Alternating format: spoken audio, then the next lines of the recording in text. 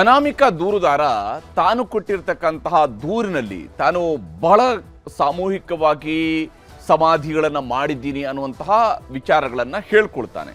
ಆದರೆ ಅದರಲ್ಲಿ ಬಹಳ ಮುಖ್ಯವಾಗಿ ಆತನಿಂದ ಉಲ್ಲೇಖ ಆಗಿರುವಂಥದ್ದು ಪರ್ಟಿಕ್ಯುಲರ್ ಆಗಿರುವಂಥ 2 ಇನ್ಸಿಡೆಂಟ್ಗಳ ಬಗ್ಗೆ, 2 ಮೃತದೇಹಗಳ ಬಗ್ಗೆ. ಒಬ್ಬಾಕೆಯ ಮುಖವನ್ನು ಸುಟ್ಟು ಹಾಕಲಾಗಿತ್ತು ಅಥವಾ ಆಸಿಡ್ ಎರಚಿಲ್ಲದಂತಹ ಸ್ವರೂಪದಲ್ಲಿತ್ತು. ಅದನ್ನು ಸುಟ್ಟು ಹಾಕೋದಕ್ಕೆ ಹೇಳಿದರು, ಹಾಗಾಗಿ ನಾನು ಅದನ್ನು ಸುಟ್ಟು ಹಾಕಿದ್ದೆ ಅನ್ನೋದನ್ನು ಕೂಡ ಆತ ತನ್ನ ದೂರಿನಲ್ಲಿ ಬರ್ಕೊಂಡಿದ್ದಾನೆ. 2ನೇ ದೂರು ಆತನದಿರುವಂಥದ್ದು, ಅಂದರೆ ಅದೇ ದೂರಿನಲ್ಲಿರುವಂತಹ ಮುಂದುವರೆದ ಒಂದು ಬಹಳ ಪ್ರಮುಖವಾಗಿರ್ತಕ್ಕಂಥ ಒಂದು ಅಂಶ ಆತ ಹೇಳಿದ್ದಂಥದ್ದು ಅಂತ ಹೇಳಿದ್ರೆ, ಒಬ್ಬಳು ಹುಡುಗಿ, ಶಾಲಾ ಬಾಲಕಿ, ಸರಿಸುಮಾರು 12ರಿಂದ 14 ವರ್ಷ ವಯಸ್ಸಿನ ಬಾಲಕಿ ಅವಳು, ಶಾಲಾ ಹುಡುಗಿ ಅವಳು.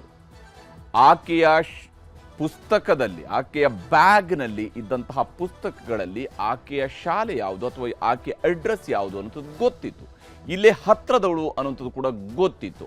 ಆದರೆ ಪೊಲೀಸರು ಆ ಸ್ಥಳದಲ್ಲಿ ಇದ್ದರೂ ಕೂಡ ಯಾವುದೇ ಕ್ರಮ ಕೈಗೊಳ್ಳದೆ ತನ್ನ ಬಳಿಯಲ್ಲಿನೇ ನೀನು ಹೋಗಿದ್ದನ್ನು ಹೂತು ಹಾಕಿ ಬಾ ಅನ್ನುವಂಥದ್ದನ್ನು ಹೇಳಿದ್ದಾರೆ ಅನ್ನುವ ಅಂಶವನ್ನು ಉಲ್ಲೇಖ ಮಾಡಿದ್ದಾರೆ. ಅಲ್ಲಿ ಆತ ಹೆಸರಿಸಿದ್ದಂತಹ ಊರಿನ ಹೆಸರು ಧರ್ಮಸ್ಥಳದ ಸಮೀಪದ ಕಲ್ಲೇರಿ. ಇವತ್ತು ಧರ್ಮಸ್ಥಳದ ಕಲ್ಲೇರಿ ಸಮೀಪದ ಗುಡ್ಡದಲ್ಲಿ ಹುಡುಕಾಟ ನಡೀತಾ ಇದೆ. ಪಾಯಿಂಟ್ ನಂಬರ್ 15 ಅಂತ ಹೇಳಿ ಇದನ್ನು ಹೆಸರಿಸಲಾಗಿದೆ. ಇದುವರೆಗೆ 13 ಪಾಯಿಂಟ್ಗಳಿದ್ವು. ಇದು ಹೇಗೆ ಸಡನ್ ಆಗಿ 15 ಬಂತು ಅನ್ನುವ ಪ್ರಶ್ನೆ ನಿಮ್ಮಲ್ಲಿ ಬರುವಂಥದ್ದು ಸಹಜ. ಈಗಾಗಲೇ 11, 12ರ ಉತ್ಖನನ ನಂತರ 11A ಅನ್ನುವಂಥ ಇನ್ನೊಂದು ಪಾಯಿಂಟ್ನಲ್ಲೂ ಕೂಡ ಉತ್ಖನನ ಆಗಿತ್ತು. ಅಲ್ಲೂ ಕೂಡ ಗುಂಡಿಯನ್ನು ಅಗದಿದ್ರು, ಅಲ್ಲಿ ಯಾವುದೇ ರೀತಿಯಿಂದ ಅಸ್ಥಿಪಂಜರ ಸಿಕ್ಕಿರಲಿಲ್ಲ. ಆ ಪಾಯಿಂಟನ್ನು ಈಗ 14, ಪಾಯಿಂಟ್ ನಂಬರ್ 14 ಅಂತೇಳಿ, ಯಾಕಂದರೆ ಇದು ತನಿಖೆಯ ಸಂದರ್ಭದಲ್ಲಿ ಮಾಡಿಕೊಡುವಂತಹ ಪಾಯಿಂಟ್ಗಳಷ್ಟೇ. ಇದರಲ್ಲೇನು ಬಹಳ ಮುಖ್ಯವಾಗಿ ಇರುವಂಥ ಅಂಶ ಅಲ್ಲ, ಇದು ತನಿಖೆಯ ಹಾದಿಯಲ್ಲಿರುವಂತಹ ಗುರುತಿಸಿಕೊಳ್ಳುವಿಕೆಯ ಭಾಗ ಅಷ್ಟೇ. ಹಾಗಾಗಿ ಅದನ್ನು 14 ಅಂತೇಳಿ ಮಾಡ್ತಾರೆ. 13ನೇ ಪಾಯಿಂಟ್ ಅಂತೇಳಿ ಮೊದಲು ಗುರುತಿಸಿದ್ರೇನು ಇತ್ತಲ್ಲ, ಆ ಪಾಯಿಂಟಲ್ಲಿ ಇದುವರೆಗೂ ಕೂಡ ಆಗದಿಲ್ಲ. 15ನೇ ಪಾಯಿಂಟ್ನಲ್ಲಿ ಇವತ್ತು ಅಗಿಯಲಾಗಿದೆ. ನಿಗೂಢವಾಗಿಯೇ ಉಳಿದಿದೆ ಧರ್ಮಸ್ಥಳದ ಪಾಯಿಂಟ್ ನಂಬರ್ 13. ಪಾಯಿಂಟ್ ನಂಬರ್ 13 ಇನ್ನೂ ಕೂಡ ನಿಗೂಢವಾಗಿಯೇ ಉಳಿದಿದೆ. ಈ ಸ್ಥಳದಲ್ಲಿ ಆತ ಹೇಳಿರೋ ಪ್ರಕಾರ 7ರಿಂದ 8 ಶವಗಳನ್ನು ಹೂತು ಹಾಕಲಾಗಿದೆ. ಒಂದು ಮಾಸ್ ಬರಿಯಲ್ ನಡೆದಿದೆ, ಸಾಮೂಹಿಕ ಸಮಾಧಿ ಮಾಡಲಾಗಿದೆ. ಪಾಯಿಂಟ್ 13ರನ್ನ ಬಿಟ್ಟು ಹೊಸ ಪಾಯಿಂಟ್ನಲ್ಲಿ ಶೋಧ ನಡೆಸಲಾಗ್ತಾ ಇದೆ. ಗುರುತದಾರ ಗುರುತಿಸಿದಂತಹ ಪಾಯಿಂಟ್ 15ರಲ್ಲಿ ಇವತ್ತು ಭೂಮಿ ಅಗಿಯುವ ಕೆಲಸವನ್ನು ಮಾಡಲಾಗಿದೆ. ಮಳೆ ನಡುವೆಯೂ ಕೂಡ ಕಾರ್ಯಾಚರಣೆ ನಡೀತಾ ಇದೆ. 4 ಅಡಿಗೂ ಹೆಚ್ಚು ಮಣ್ಣನ್ನು ಈಗಾಗಲೇ ಸಿಬ್ಬಂದಿ ತೆಗೆದಿದ್ದಾರೆ.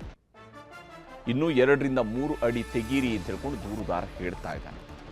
ಇನ್ನೂ 2ರಿಂದ 3 ಅಡಿಯಷ್ಟು ಅಗಿಬೇಕು ಅಂತ ಆತ ಹೇಳಿದ್ದಾನೆ. ಇಲ್ಲಿ ಭೂಮಿ ಅಗಿಯೋದಕ್ಕಿಂತ ಮುಂಚಿತವಾಗಿಯೇ ಅದನ್ನು ಆ ಕಾರ್ಯಾಚರಣೆ ಶುರು ಮಾಡುವಾಗಲೇ ಉಪ್ಪಿನ ಮೂಟೆಗಳನ್ನು ಕೂಡ ತೆಗೆದುಕೊಂಡು ಬರಲಾಗಿದೆ. ಯಾಕಂದರೆ ಅದು ಕಾಡಿನ ಒಳಭಾಗದಲ್ಲಿದೆ. ಆ ಪ್ರದೇಶಕ್ಕೆ ಅಲ್ಲಿ ನೋಡಿ ಚೇರ್ಗಳನ್ನು ಕೂಡ ತಂದಿರುವಂಥದ್ದನ್ನು ನಾವು ನೋಡ್ತಾ ಇದ್ವಿ. ಯಾಕಂದರೆ ಸುಮಾರು ಹೊತ್ತು ನಡೆಯುವಂತಹ ಕಾರ್ಯಾಚರಣೆ, ಕಾಡಲ್ಲಿ ಕೂತ್ಕೊಳ್ಳೋದಕ್ಕೆ ಯಾವುದೇ ಜಾಗ ಇರೋದಿಲ್ಲ. ಹಾಗಾಗಿ ಅಧಿಕಾರಿಗಳಿಗೆ ಅಲ್ಲಿ ಕೂತ್ಕೊಳ್ಳೋದಕ್ಕೆ ಬೇಕಾದಂತಹ ವ್ಯವಸ್ಥೆಯನ್ನು ಮಾಡೋದಕ್ಕಾಗಿ ಈ ಚೇರ್ಗಳನ್ನು ಕೂಡ ತಂದಿದ್ದಾರೆ. ಸುಮಾರು 30-40 ಜನ ಅಲ್ಲಿ ಒಳಗಡೆ, ಕಾಡಿನ ಒಳಗಡೆ ಇದ್ದಾರೆ. ಕಾಡಿನ ಹೊರಭಾಗದಲ್ಲಿ ಮಾಧ್ಯಮದವರನ್ನು ತಡೆ ಹಿಡಿಯಲಾಗಿದೆ, ನಿಲ್ಲಿಸಲಾಗಿದೆ. ಆ ಕಾಡಿನಲ್ಲಿ ಒಳಗಡೆ ಇರುವಂತಹ ರೋಡ್ ಏನಿದೆ, ಇದು ಇದೇ ಧರ್ಮಸ್ಥಳದಲ್ಲಿ ಒಂದು ರೀತಿಯಿಂದ ಅಸಹಜವಾಗಿ ಸಾವಿಗೀಡಾಗಿದ್ದಂತಹ ಪದ್ಮಲತಾ ಪ್ರಕರಣ ಏನು ನಡೆದಿತ್ತು 1986ರಲ್ಲಿ. ಅವತ್ತು 17 ವರ್ಷದ ಯುವತಿಯಾಗಿದ್ದಂತಹ ಪದ್ಮಲತಾಳ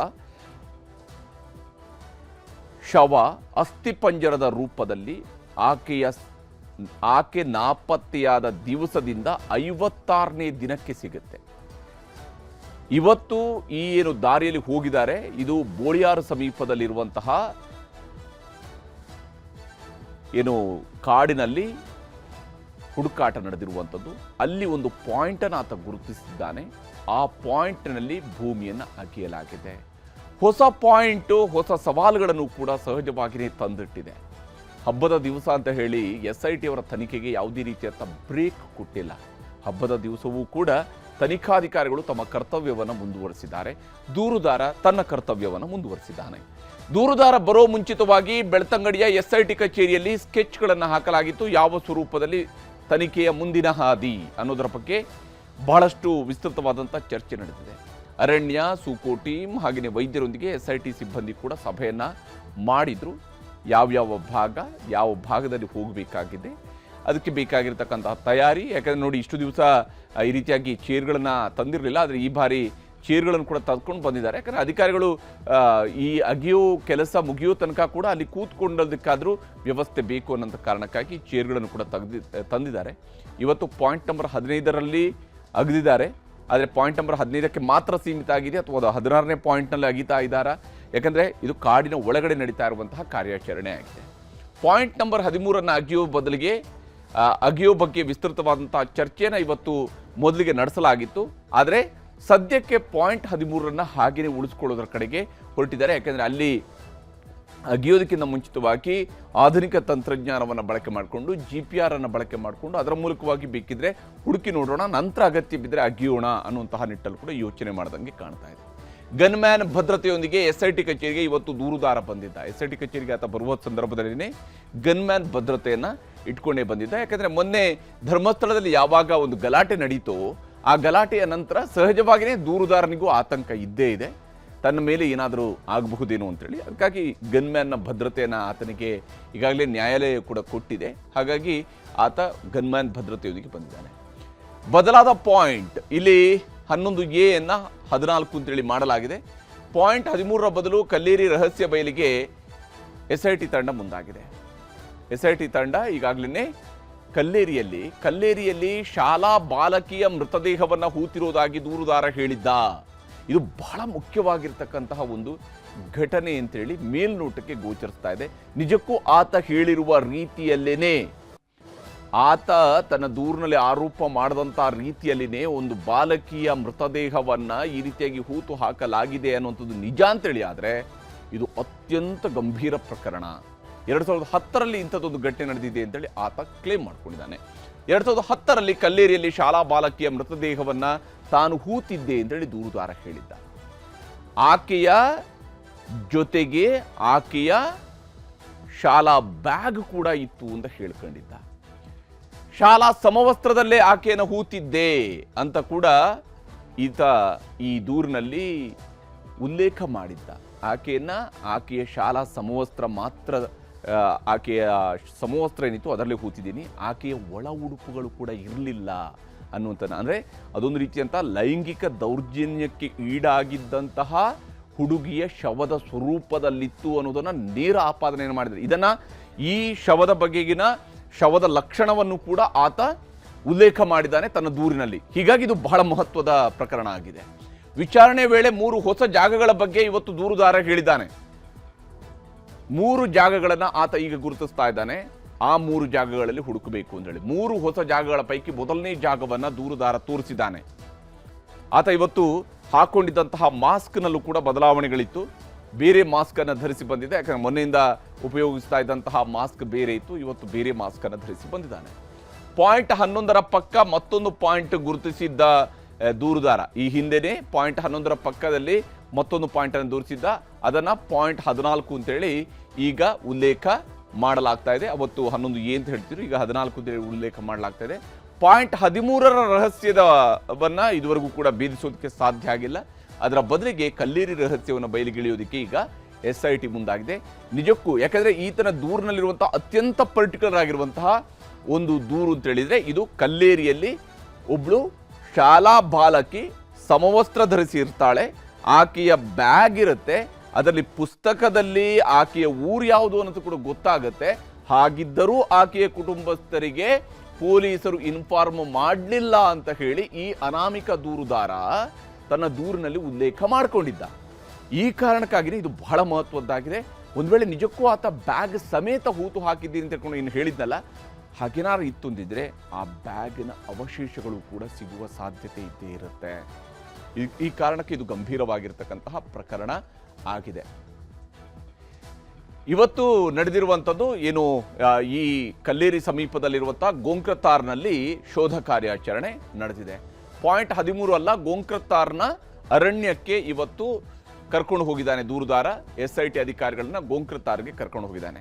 ಕಲ್ಲೇರಿಯಿಂದ 2 ಕಿಲೋಮೀಟರ್, ಬೋಳಿಯಾರ್ನಿಂದ 1 ಕಿಲೋಮೀಟರ್ ದೂರದಲ್ಲಿರುವಂತಹ ಕಾಡಿದು. ಕಲ್ಲೇರಿಯ ಸಮೀಪದಲ್ಲಿರತಕ್ಕಂತಹ ಗೋಂಕ್ರತಾರ್ ಕಾಡು, ಅಲ್ಲಿಗೆ ಕರ್ಕೊಂಡು ಹೋಗಿದ್ದಾನೆ. .15 ಅಂತೇಳಿ ಗುರುತು ಹಾಕಲಾಗಿದೆ. ಅಗಿಯೋದಿಕ್ಕೆ ಕೂಲಿ ಕಾರ್ಮಿಕರು ಕೂಡ ಹೋಗಿದ್ದಾರೆ. ಆ ಕಾಡಿನಲ್ಲಿ ಅಗಿಯೋದಿಕ್ಕೆ ಅಂತೇಳಿ ಕೂಲಿ ಕಾರ್ಮಿಕರು ಕೂಡ ಹೋಗಿದ್ದಾರೆ. ಉಪ್ಪಿನ ಮೂಟೆನೂ ಕೂಡ ತೆಗೆದುಕೊಂಡು ಹೋಗಿದ್ದಾರೆ. ನಿಗೂಢವಾಗಿ ಸಾವನ್ನಪ್ಪಿದ್ದ ಪದ್ಮಲತಾ ಮನೆಗೆ ಹೋಗುವಂತಹ ದಾರಿಯಲ್ಲಿನೇ ಈ .15 ಇದೆ. ಪದ್ಮಲತಾ 1986ರಲ್ಲಿ ನಿಗೂಢವಾಗಿ ನಾಪತ್ತೆಯಾಗಿ ನಂತರ ಅಸ್ಥಿಪಂಜರದ ಸ್ವರೂಪದಲ್ಲಿ ಸಿಕ್ಕಿದಂತಹ 17 ವರ್ಷದ ಯುವತಿ. ರಸ್ತೆಯಿಂದ 500 ಮೀಟರ್ ಒಳಗಿನ ಕಾಡಿನೊಳಗೆ ಕರೆದೊಯ್ದಿದ್ದಾನೆ ದೂರುದಾರ. ಸರಿಸುಮಾರು ಅರ್ಧ ಕಿಲೋಮೀಟರ್ಗಿಂತ ಹೆಚ್ಚು ದೂರದಲ್ಲಿ ಕಾಡಿನ ಒಳಗಡೆ ಕರ್ಕೊಂಡು ಹೋಗಿದ್ದಾನೆ. ಅಲ್ಲಿ ಹುಡುಕಾಟ ನಡೀತಾ ಇದೆ. ಉಪ್ಪು ಮೂಟೆಗಳನ್ನು ಕೂಡ ಕೂಲಿ ಕಾರ್ಮಿಕರು ತಗೊಂಡು ಹೋಗಿದ್ದಾರೆ. ಅಂದರೆ ಬಹಳ ಸೀರಿಯಸ್ ಆಗಿ ಈ ಒಂದು ಪ್ರದೇಶದಲ್ಲಿ ಇದ್ದೇ ಇದೆ ಅನ್ನುವಂತಹ ಕಾನ್ಫಿಡೆನ್ಸ್ ಅನ್ನ ಈ ದೂರುದಾರ ಹೊಂದಿದ್ದಾನೆ. ಆದರೆ ಈಗಾಗಲೇ ಅಲ್ಲಿ 3 ರಿಂದ 4 ಅಡಿಯಷ್ಟು ಆಳದವರೆಗೆ ಗುಂಡಿ ಅಗೆದಿದ್ದಾರೆ ಅನ್ನುವಂತಹ ಪ್ರಾಥಮಿಕ ಮಾಹಿತಿ ಇದೆ. ಇನ್ನು ಕೂಡ ದೃಢಪಡಿಸಬೇಕಾಗಿದೆ SIT. ಮತ್ತಷ್ಟು ಆಳಕ್ಕೆ ಅಗೆಯೋದಕ್ಕೆ ಅಂತ ಹೇಳಿದಾನಂತೆ. ಅಗತ್ಯವಿದ್ದರೆ ಹಿಟಾಚಿಗಳನ್ನು ಕೂಡ ಬಳಸ್ಕೊಳ್ಳೋದಕ್ಕೆ ತಯಾರಿಯನ್ನು ಮಾಡಿಕೊಳ್ಳಲಾಗಿದೆ. ಹಿಟಾಚಿಯನ್ನು ಕೂಡ ಬಳಸಿಕೊಂಡು ಅಲ್ಲಿ ಭೂಮಿ ಅಗಿಬೇಕು ಅನ್ನುವಂತಹ ನಿಟ್ಟಲ್ಲಿ ತಯಾರಿಯನ್ನ ಮಾಡಿಕೊಳ್ಳಲಾಗಿದೆ. ರಸ್ತೆಯಲ್ಲೇ ಎಲ್ರಿಗೂ ಕೂಡ ತಡೆ ಹಿಡಿಯಲಾಗಿದೆ. 100ಕ್ಕೂ ಹೆಚ್ಚು ಪೊಲೀಸರನ್ನ ನಿಯೋಜನೆ ಕೂಡ ಮಾಡಲಾಗಿದೆ. ಈ ಸ್ಥಳದಲ್ಲಿ ಯಾವುದೇ ರೀತಿಯಿಂದ ಅಹಿತಕರ ಘಟನೆಗಳು ನಡೆಯುವುದಕ್ಕೆ ಅವಕಾಶ ಇರಬಾರದು ಅನ್ನುವಂತಹ ಅಗತ್ಯ ಮುನ್ನೆಚ್ಚರಿಕೆಯನ್ನು SIT ಅವರು ಕೂಡ ತೆಗೆದುಕೊಂಡಿದ್ದಾರೆ. ಕಾರ್ಯಾಚರಣೆಗೆ ತಡವಾಗುವ ಕಾರಣಕ್ಕಾಗಿ ಸುಮಾರು 40-50 ಜನರಿಗೆ ಊಟವನ್ನು ಕೂಡ ತೆಗೆದುಕೊಂಡು ಬರಲಾಗಿದೆ. ಅಂದರೆ ಕಾಡಿನ ಒಳಗಡೆ ಕಾರ್ಯಾಚರಣೆ ತಡ ಆಗಬಹುದು ಅನ್ನುವಂತಹ ಕಾರಣಕ್ಕೆ ಸುಮಾರು 40-50 ಜನರಿಗೆ ಊಟ ಕೂಡ ತಂದಿದ್ದಾರೆ. ಮಧ್ಯಾಹ್ನದ ಊಟದ ಬ್ರೇಕ್ ಅಂತೇಳಿ ಅವರು ಹೊರಗಡೆ ಬರ್ತಾ ಇಲ್ಲ, ಬದಲಿಗೆ ಬಾಲಕಿಯ ಅಸ್ಥಿಗಾಗಿ ಅಲ್ಲಿ ಹುಡುಕಾಟ ನಡೀತಾ ಇದೆ.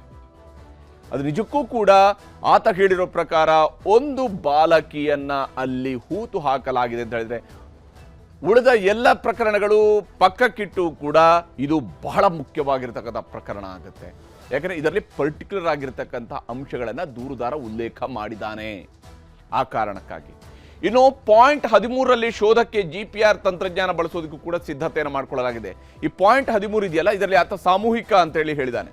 7 ರಿಂದ 8 ಜನರನ್ನು ಹೂತಿದ್ದೀನಿ ಅಂತ ಹೇಳ್ತಿದ್ದಾನೆ. ಹೀಗಾಗಿ ಬೆಂಗಳೂರಿನಿಂದ GPR ಸಿಸ್ಟಮ್ ಅನ್ನ ತರೋದಕ್ಕೆ SIT ಅಧಿಕಾರಿಗಳು ಮುಂದಾಗಿದ್ದಾರೆ.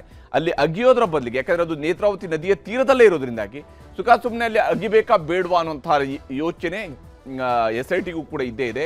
ಯಾಕಂದ್ರೆ ಈ ಹಿಂದೆ ಅವರ ಅನುಭವಕ್ಕೆ ಬಂದಿರತಕ್ಕಂಥ ಅಂಶಗಳ ಆಧಾರದ ಮೇಲೆ ಕೂಡ ಅವ್ರ ನಿರ್ಧಾರ ಬದಲಾಗಿರ್ಬೋದು.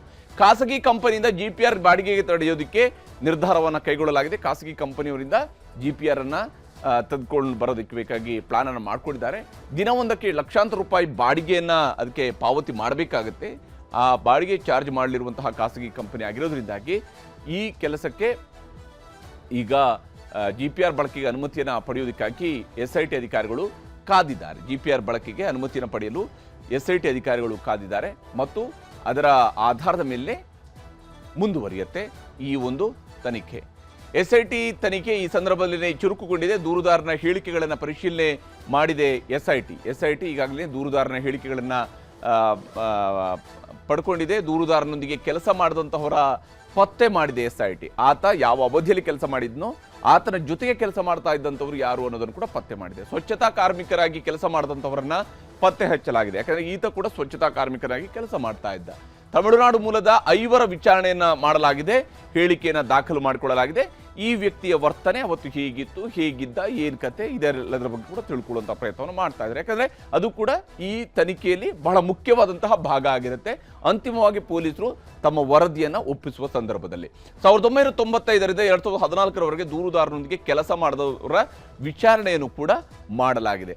ಯಾಕಂದ್ರೆ ಈ ಪ್ರಕರಣ ನಿಲ್ಲುವಂಥದ್ದು, ಈ ಪ್ರಕರಣದಲ್ಲಿ ಏನೇ ಪ್ರಗತಿ ಆದರೂ ಕೂಡ ದೂರುದಾರನ ವಿವರಣೆಗಳು ಬೇಕೇ ಬೇಕಾಗುತ್ತೆ. ಅದು ಬಹಳ ಮುಖ್ಯ ಆಗುತ್ತೆ ಈ ಪ್ರಕರಣದಲ್ಲಿ.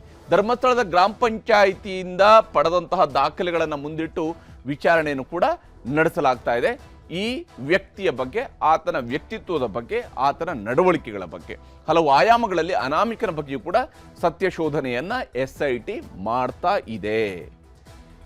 SIT ಎಲ್ಲ ಆ್ಯಂಗಲಲ್ಲೂ ಕೂಡ ಮಾಡ್ತಾ ಇದೆ, ತನಿಖೆಯನ್ನು ಮಾಡ್ತಾ ಇದೆ. ಆದರೆ ನಮ್ಮ ರಾಜಕೀಯ ನಾಯಕರುಗಳಿಗೆ ಏನಾಗಿದೆ ಅಂತ ಹೇಳಿದ್ರೆ SIT ತಮ್ಮ ಮೂಗಿನ ನೇರಕ್ಕೆ ಮಾಡಬೇಕು ಅಂತೇಳಿ ಬಯಸ್ತಾ ಇದ್ದಾರೆ. ಅದು ಆಗ್ತಾ ಇಲ್ಲ. ಬದಲಿಗೆ SIT ಎಲ್ಲ ಆ್ಯಂಗಲಲ್ಲೂ ಕೂಡ ತನಿಖೆಯನ್ನು ನಡೆಸ್ತಾ ಇದೆ. ಬುರುಡೆ ರಹಸ್ಯ ಬಯಲಾಗುತ್ತಾ ಅಂತೇಳಿ, ಯಾಕಂದರೆ ದೂರುದಾರ ಕೊಟ್ಟಂತಹ ತಲೆಬುರುಡೆಯ ಬಗ್ಗೆ ಸ್ಫೋಟಕ ಸುದ್ದಿ ಒಂದು ಸಿಗ್ತಾ ಇದೆ ನಮಗೆ. ನ್ಯೂಸ್ 18 ಕನ್ನಡದಲ್ಲಿ ಇದರ ಬಗ್ಗೆನ ಎಕ್ಸ್ಕ್ಲೂಸಿವ್ ವರದಿಯನ್ನು ಕೂಡ ನಿಮಗೆ ತೋರಿಸ್ತಾ ಇದೆ. ನೋಡಿ, ಈ ಧರ್ಮಸ್ಥಳದಲ್ಲಿ ಈ ರೀತಿಯಂಥ ಸಾಮೂಹಿಕವಾಗಿ ಸಮಾಧಿ ಮಾಡಲಾಗಿದೆ ಅನ್ನುವಂತಹ ಸುದ್ದಿಯನ್ನು ಉಳಿದೆಲ್ಲ ನ್ಯೂಸ್ ಚಾನೆಲ್ಗಳಿಗಿಂತ ಮುಂಚಿತವಾಗಿ ವರದಿಯನ್ನು ಮಾಡಿದ್ದು ನ್ಯೂಸ್ 18 ಕನ್ನಡ. ಬಹಳ ನಿರ್ಭೀತಿಯಿಂದ ಇದರ ವರದಿಯನ್ನು ಮಾಡಿದ್ವಿ. ಕೆಲವರು ಇದನ್ನು ಸುದ್ದಿ ತಗೋಬೇಕೋ ಬೇಡೋ ಅಂತೇಳಿ ಯೋಚನೆಯಲ್ಲೇ ವಾರಗಟ್ಟಲೆ ಕುಳಿತುಕೊಂಡಿದ್ರು. ಆದರೆ ನಾವು ಹಾಗೆ ಯೋಚನೆ ಮಾಡಿಲ್ಲ. ಇದೊಂದು ಸುದ್ದಿ, ಇದು ಜನರಿಗೆ ಇದರ ಬಗ್ಗೆನ ಸುದ್ದಿಯನ್ನು ಮುಟ್ಟಿಸಬೇಕು, ಆ ಸುದ್ದಿಯನ್ನು ಮುಟ್ಟಿಸುವಂತಹ ಕೆಲಸ ಮಾಡಿದ್ವಿ.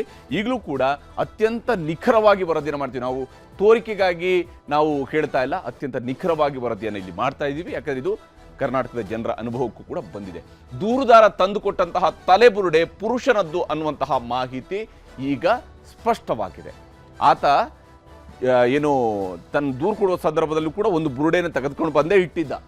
ನೋಡಿ, ಇಂಥದ್ದು ಬುರುಡೆಗಳಿದ್ದಾವೆ ಅಲ್ಲಿ ಅಂತ ಹೇಳಿದ್ದ.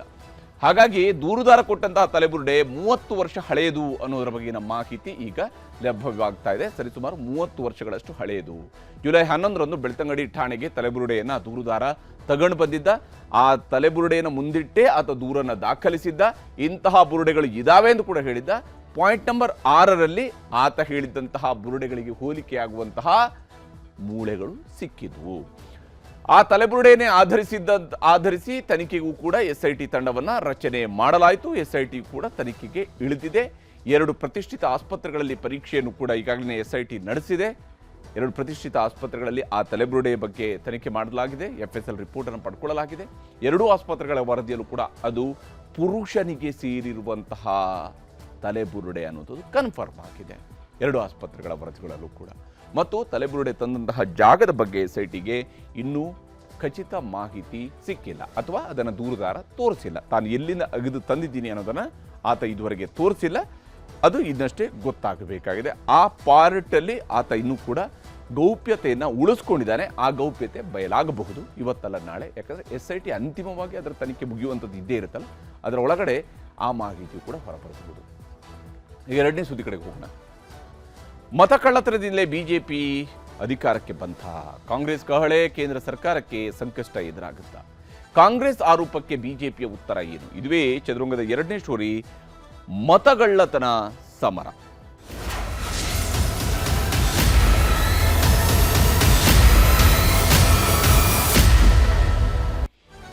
ಮತಗಳ್ಳತನದ ವಿರುದ್ಧ ಇವತ್ತು ಕಾಂಗ್ರೆಸ್ನವರು ಬೆಂಗಳೂರಿನ ಫ್ರೀಡಂ ಪಾರ್ಕ್ನಲ್ಲಿ ದೊಡ್ಡ ಹೋರಾಟವನ್ನ ರೂಪಿಸಿದ್ದಾರೆ. ಮತಗಳ್ಳತನದ ವಿರುದ್ಧ ಕಾಂಗ್ರೆಸ್ನವರು ಹೋರಾಟವನ್ನ ರೂಪಿಸಿದ್ದಾರೆ. ಲೋಕಸಭೆಯ ಪ್ರತಿಪಕ್ಷ ನಾಯಕ ರಾಹುಲ್ ಗಾಂಧಿ ಹಾಗೂ AICC ಅಧ್ಯಕ್ಷ ಮಲ್ಲಿಕಾರ್ಜುನ ಖರ್ಗೆ ಅವರ ನೇತೃತ್ವದಲ್ಲಿ ಕರ್ನಾಟಕದ ಮುಖ್ಯಮಂತ್ರಿ ಸಿದ್ದರಾಮಯ್ಯ ಹಾಗೂ ಉಪಮುಖ್ಯಮಂತ್ರಿ DK ಶಿವಕುಮಾರ್ ಅವರ ನೇತೃತ್ವದಲ್ಲಿ ಪ್ರತಿಭಟನೆಯನ್ನು ನಡೆಸಲಾಗಿದೆ.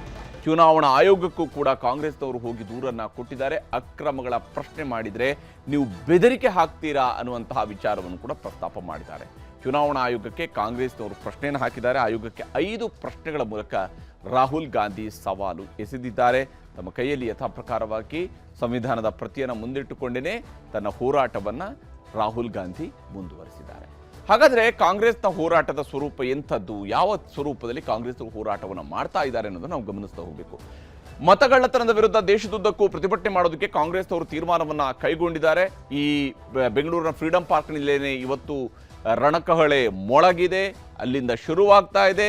ಮತಗಳ್ಳತನ, ಕುದುರೆ ವ್ಯಾಪಾರ, ಬೆದರಿಕೆ ತಂತ್ರಗಳಿಂದಲೇ BJP ಅಧಿಕಾರಕ್ಕೆ ಅನ್ನುವಂತಹ ಆರೋಪವನ್ನ ಮಾಡ್ತಾ ಇದ್ದಾರೆ. IT, ED, CBI ಜೊತೆ ಚುನಾವಣಾ ಆಯೋಗದ ದುರ್ಬಳಕೆ ಅಂತೇಳಿ ಕಾಂಗ್ರೆಸ್ನವರು ಆಕ್ರೋಶವನ್ನ ವ್ಯಕ್ತಪಡಿಸ್ತಾ ಇದ್ದಾರೆ. ಸೋಮವಾರ ದೆಹಲಿಯಲ್ಲಿ ಸಂಸದರಿಂದ ಚುನಾವಣಾ ಆಯೋಗ ಚಲೋ ಅನ್ನುವಂತಹ ಒಂದು ಪ್ರತಿಭಟನೆಯನ್ನ ಹಮ್ಮಿಕೊಳ್ಳೋದಕ್ಕೆ ತೀರ್ಮಾನಿಸಿದ್ದಾರೆ. ಕೇಂದ್ರ ಚುನಾವಣಾ ಆಯೋಗದ ಮುಂದೆ ಕಾಂಗ್ರೆಸ್ ಸಂಸದರು ಧರಣಿಯನ್ನು ಕೂಡ ಮಾಡೋರಿದ್ದಾರೆ. ಈ ಮೂಲಕ ಇಂಡಿಯಾ ಕೂಟದ ಪಕ್ಷಗಳ ವಿಶ್ವಾಸಕ್ಕೆ ತೆಗೆದುಕೊಂಡು ರಾಷ್ಟ್ರದುದ್ದಕ್ಕೂ ಹೋರಾಟ ರೂಪಿಸೋದಕ್ಕೂ ಕೂಡ ಪ್ಲಾನ್ ಅನ್ನ ಮಾಡಿಕೊಂಡಿದ್ದಾರೆ. ಹೀಗೆ ಈ ಹೋರಾಟವನ್ನ ಕ್ವಿಟ್ ಇಂಡಿಯಾ ಮಾದರಿಯಲ್ಲಿ ಮಾಡಬೇಕು ಅನ್ನುವಂಥದ್ದು ಕಾಂಗ್ರೆಸ್ನವರ ತಯಾರಿಯಾಗಿದೆ. ಅದಕ್ಕೆ ಬೇಕಾದಂತಹ ತಯಾರಿಯನ್ನು ಕಾಂಗ್ರೆಸ್ನವರು ಮಾಡ್ತಾ ಇದ್ದಾರೆ. ಮತ್ತು ಈ ವಿಚಾರದಲ್ಲಿ ಮಲ್ಲಿಕಾರ್ಜುನ ಖರ್ಗೆ ಅವರು ಕೂಡ ಮಾತನಾಡಿದ್ದಾರೆ. ಇದನ್ನು ಕ್ವಿಟ್ ಇಂಡಿಯಾ ಮಾದರಿಯಲ್ಲಿ, ಡೂ ಆರ್ ಡೈ ಮಾದರಿಯಲ್ಲಿ ನಾವು ಮಾಡಬೇಕು ಅಂತ ಹೇಳಿದ್ದಾರೆ. ನಾವು ನಮ್ಮ ಪ್ರಜಾಪ್ರಭುತ್ವವನ್ನು ಉಳಿಸಕ್ಕೆ, ನಮ್ಮ ಲೋಕತಂತ್ರದ ರಕ್ಷಣೆಗಾಗಿ, ನಮ್ಮ ಸಂವಿಧಾನದ ರಕ್ಷಣೆಗಾಗಿ ಡೂ ಅಂಡ್ ಡೈ ಅನ್ನತಕ್ಕಂಥ ಒಂದು ಸ್ಲೋಗನ್ನ ತೆಗೆದುಕೊಂಡು ನಾವು ಹೋಗಬೇಕು, ಆ ಪ್ರಯತ್ನ ಮಾಡಬೇಕು. ಯಾಕಂದರೆ ನಮ್ಮ ಓಟೇ ಕಸ್ಕೊಂಡ್ಮೇಲೆ, ನಮಗೆ ಮತದಾನೇ ನಮ್ದು ತೆಗೆದುಕೊಂಡ್ಮೇಲೆ ನಮಗೆ ಅಸ್ತಿತ್ವ ಇರೋದಿಲ್ಲ ದೇಶದಲ್ಲಿ. ನಾವು ನಾಗರಿಕನೂ ಅಲ್ಲ. ಅದಕ್ಕಾಗಿ ಈ ಕೆಲಸವನ್ನು ನೀವೆಲ್ಲರೂ ಕೂಡ ಮಾಡ್ತೀರಿ ಅನ್ನತಕ್ಕಂಥ ಮಾತನ್ನು ಇವತ್ತು ಹೇಳಿ ನಾವೆಲ್ಲರ ಜೊತೆಯಲ್ಲಿ ಸಂಪರ್ಕ ಕೂಡ ಮಾಡ್ತಾ ಇದ್ದೇವೆ.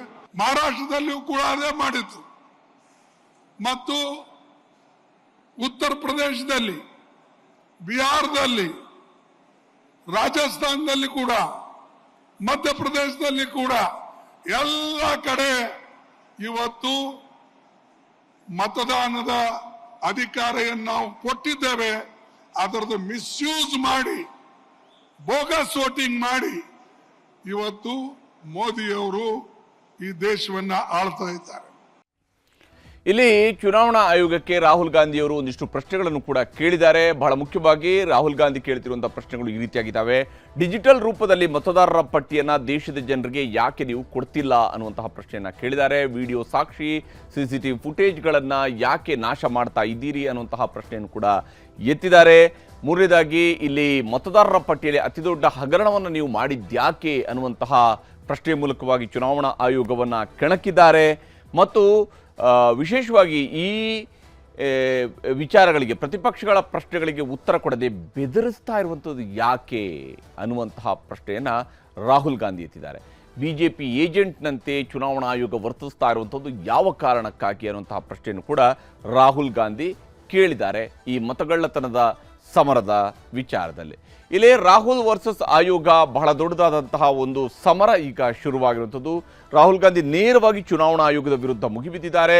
ಲೋಕಸಭೆ ಚುನಾವಣೆ ವೇಳೆ ದೇಶದುದ್ದಕ್ಕೂ ಮತಗಳ್ಳತನ ಆಗಿದೆ ಅನ್ನುವಂತಹ ಆಪಾದನೆಯನ್ನು ರಾಹುಲ್ ಗಾಂಧಿ ಮಾಡ್ತಾ ಇದ್ದಾರೆ. ಮಹಾರಾಷ್ಟ್ರ, ಹರಿಯಾಣ, ಕರ್ನಾಟಕದಲ್ಲೂ ಕೂಡ ಕಳ್ಳತನ ಆಗಿದೆ, ಮತಗಳ್ಳತನ ಆಗಿದೆ ಅನ್ನುವಂಥದ್ದು ರಾಹುಲ್ ಗಾಂಧಿ ಮಾಡ್ತಾ ಇರುವಂತಹ ಆಪಾದನೆ. ಪ್ರಜಾಪ್ರಭುತ್ವ, ಸಂವಿಧಾನದ ಮೇಲೆ ಮೋದಿ ಆಕ್ರಮಣ ಮಾಡ್ತಾ ಇದ್ದಾರೆ ಅನ್ನುವಂತಹ ಆರೋಪವನ್ನು ಕೂಡ ಈ ಸಂದರ್ಭದಲ್ಲಿ ರಾಹುಲ್ ಗಾಂಧಿ ಮಾಡ್ತಾ ಇದ್ದಾರೆ. ಐಟಿ, ಇಡಿ, ಸಿಬಿಐನಂತೆಯೇ ಚುನಾವಣಾ ಆಯೋಗದ ದುರ್ಬಳಕೆಯನ್ನು ಕೂಡ ಮಾಡಿಕೊಳ್ಳಲಾಗಿದೆ ಅನ್ನುವಂತಹ ಆಪಾದನೆಯನ್ನು ಮಾಡಿದ್ದಾರೆ. ಮತ್ತು ವಿಶೇಷವಾಗಿ ಮತಪಟ್ಟಿ ಪರಿಷ್ಕರಣೆ ಅಕ್ರಮ ಪ್ರಶ್ನಿಸಿದರೆ ಬೆದರಿಕೆಯ ತಂತ್ರವನ್ನು ಅನುಸರಿಸ್ತಾ ಇದೆ ಚುನಾವಣಾ ಆಯೋಗ ಅನ್ನುವಂಥದ್ದು ರಾಹುಲ್ ಗಾಂಧಿ ಮಾಡ್ತಾ ಇರುವಂತಹ ಆರೋಪ. ಮತಪಟ್ಟಿಯ ಪರಿಷ್ಕರಣೆಯ ಅಲ್ಲಿ ಅಕ್ರಮ ಆಗಿದೆ ಅನ್ನೋಂಥನ್ನು ಪ್ರಶ್ನಿಸಿದರೆ ನಮಗೆ ಬೆದರಿಕೆ ಹಾಕ್ತಾ ಇದ್ದಾರೆ. ಡಿಜಿಟಲ್ ವಿಡಿಯೋ ದಾಖಲೆಗಳನ್ನೇ ಡಿಲೀಟ್ ಮಾಡಿದೆ ಆಯೋಗ ಅಂತೇಳಿ ರಾಹುಲ್ ಗಾಂಧಿ ಗಂಭೀರ ಆಪಾದನೆಗಳನ್ನು ಮಾಡಿದ್ದಾರೆ. ಕರ್ನಾಟಕದ ಬೆಂಗಳೂರು ಸೆಂಟ್ರಲ್ ಕ್ಷೇತ್ರದಲ್ಲೇ ಅತಿದೊಡ್ಡ ಗೋಲ್ಮಾಲ್ ನಡೆದಿದೆ ಅನ್ನೋದಕ್ಕೆ ಸಂಬಂಧಪಟ್ಟಂತಹ ಪೂರಕ ದಾಖಲೆಗಳನ್ನು, ತಮ್ಮ ಬಳಿಯಲ್ಲಿ ಇರತಕ್ಕಂತಹ ದಾಖಲೆಗಳನ್ನು, ಇದುವೇ ಪೂರಕ ದಾಖಲೆಗಳು ಅಂತೇಳಿ ರಾಹುಲ್ ಗಾಂಧಿ ಒದಗಿಸಿದ್ದಾರೆ. ಕರ್ನಾಟಕ ಸರ್ಕಾರದಿಂದಲೇ ಚುನಾವಣಾ ಅಕ್ರಮದ ತನಿಖೆ ಆಗಲಿ ಅನ್ನುವಂತಹ ಸಲಹೆಯನ್ನು ರಾಜ್ಯ ಸರ್ಕಾರಕ್ಕೆ ಕೊಟ್ಟಿದ್ದಾರೆ. ಇದು ಬಹಳ ಮಹತ್ವದ ವಿಚಾರ. ರಾಜ್ಯ ಸರ್ಕಾರ ಈಗ ತನ್ನ ಹೈಕಮಾಂಡ್ ನಾಯಕನ ಆದೇಶದ ರೀತಿಯಲ್ಲಿನೇ ಇದನ್ನು ಆದೇಶ ಅಂತೇಳಿ ಪರಿಗಣಿಸಿನೇ ತನಿಖೆ ನಡೆಸುವ ಸಾಧ್ಯತೆಯು ಕೂಡ ದಟ್ಟವಾಗಿ ಗೋಚರಿಸ್ತಾ ಇರುವಂಥ. ಹೀಗಾಗಿ ಈ ಮತಗಳ್ಳತನ ಸಮರ ಏನಿದೆ, ಕಾಂಗ್ರೆಸ್ ಆಪಾದನೆಯನ್ನು ಮಾಡ್ತಿದೆ, ಇದಕ್ಕೆ ತೀಕ್ಷ್ಣವಾಗಿ ಪ್ರತಿಕ್ರಿಯಿಸ್ತಾ ಇರುವಂತಹ ಬಿಜೆಪಿಯವರು ಯಾವುದೇ ಕಾರಣಕ್ಕಾಗಿಯೂ ಕೂಡ ಇಲ್ಲಿ ಮತಗಳ್ಳತನ ಆಗಿಲ್ಲ, ಮತ್ತು ಏನಾದರೂ ಆಗಿದ್ರೆ ಅದಕ್ಕೆ ಕಾಂಗ್ರೆಸ್ ಜವಾಬ್ದಾರಿ ಅನ್ನುವಂತಹ ರೀತಿಯಲ್ಲಿನೇ ಉತ್ತರವನ್ನು ಕೊಡ್ತಾ ಇದ್ದಾರೆ.